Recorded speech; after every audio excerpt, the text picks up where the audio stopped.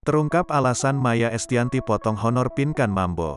Baru-baru ini Maya Estianty bongkar alasan dirinya memotong gaji mantan partner kerjanya, Pinkan Mambo, saat masih tergabung dalam Ratu. Selama 19 tahun, Maya Estianty dan Pinkan Mambo bekerja bersama di bawah naungan grup Ratu.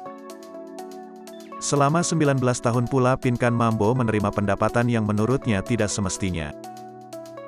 Hal itulah yang menjadi satu di antara sejumlah alasan Pinkan Mambo memantapkan diri untuk berpisah dengan Maya Estianty dari grup Ratu.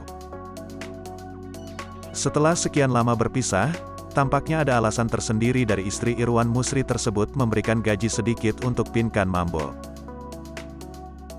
Maya Estianty tahu bahwa Pinkan Mambo memiliki manajemen keuangan diri yang buruk. Hal itu tentu saja membuat dirinya kasihan pada Pinkan Mambo. Menurut ibu dari Al Ghazali itu, Pinkan Mambo sangat boros dalam mengelola keuangan.